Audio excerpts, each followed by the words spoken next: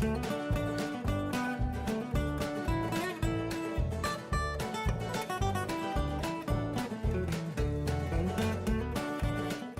I became a scientist because I love exploring, and even as a little kid, I found that I could draw pictures of the things that I was hearing and discovering. That led me to college. I studied fisheries biology and became a fisheries biologist afterwards, which led me even more into streams and rivers where I could do my exploring.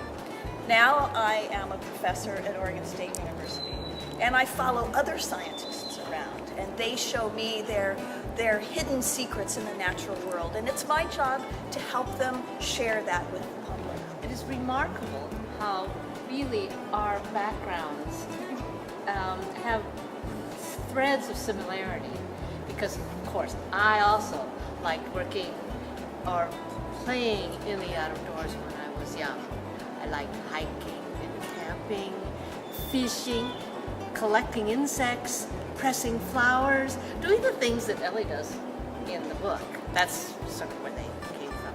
And then I grew up and became a biologist. I've always liked insects. And so for many years, I've studied insects in streams.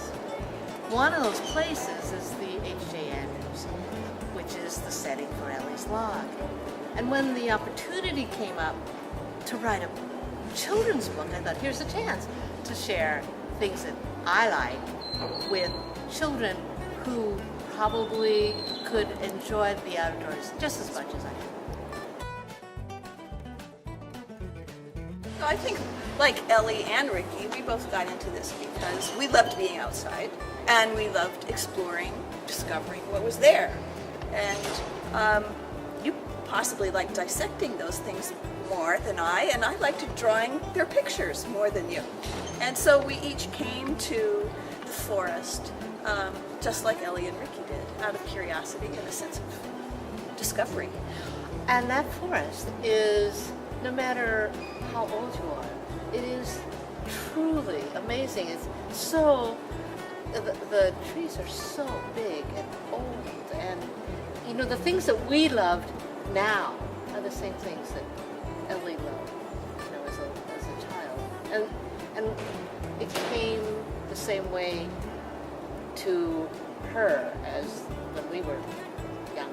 Yeah, I think that's true. I think that when you go into the forest, the first thing you see is that it's more than trees. That and a lot of those trees are down flat and covered with moss, and the moss is alive with little things, and there's whole layers of universes there that are just waiting to be explored, whether you're 10 years old or more. Well, and the thing that you talked about when we were first collaborating was that I put in several little things in there because I always liked looking at the little things that were down in the soil and crawling on the trees and things like that. In addition to the beautiful flowers and the sort of larger, more apparent things. And I think kids are great at finding We wanted to tell this story in as many ways as we could.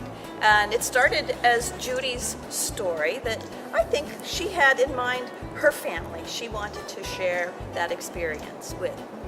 But we also wanted to tell the story in pictures. So we've got all of the creatures of the H.J. Andrews featured with some explanation of their life history in each caption. And then we've got Ellie and her own voice and her own sense of discovery and her own bit of characteristic enthusiasm recorded in her own pages of her diary, of her log. So now we have yet another way of telling the story, and that's with the learning site that we put together for kids and teachers and families to come together to record their own experiences, find their own special place, and learn to record the changes that they see in nature through time, because that really is where science begins.